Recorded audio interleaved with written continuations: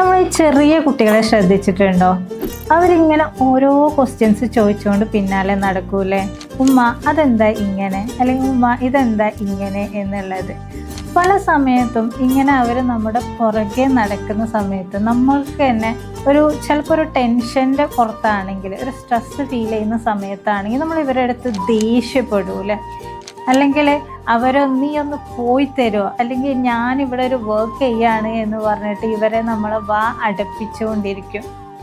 ഈ കുട്ടികൾ വീണ്ടും നമ്മളെ അടുത്തേക്ക് ഇതേപോലെ വരൂലേ? അപ്പം നമ്മൾ വീണ്ടും റിപ്പീറ്റായിട്ട് ഇവരെ ഇങ്ങനെ അടുപ്പിക്കുകയാണെങ്കിൽ അവർ പതുക്കെ പതുക്കെ സൈലൻ്റായിട്ട് മാറും. അവർ ഈ ചോദ്യങ്ങൾ ചോദിക്കുന്നത് അവരുടെ നാച്ചുറൽ ക്യൂരിയോസിറ്റിയാണ്. ഓരോ കാര്യങ്ങളും നമ്മളിലൂടെ അറിയാനുള്ളൊരു ക്യൂരിയോസിറ്റി. പക്ഷെ അത് നമ്മൾ തല്ലിക്കിടത്തുന്ന സമയത്ത് അത് അവിടെ പതുക്കെ മങ്ങിത്തുടങ്ങും. അവർ സൈലൻ്റായിട്ട് മാറുകയും ചെയ്യും. ഇതേപോലെ തന്നെ ആയിരുന്നില്ലേ നമ്മൾ? ഒരു സമയത്ത് ഭയങ്കര ആക്റ്റീവായിരുന്നു അല്ലേ? പിന്നെ എപ്പോഴോ അത് സൈലൻ്റായിട്ട് പോയി.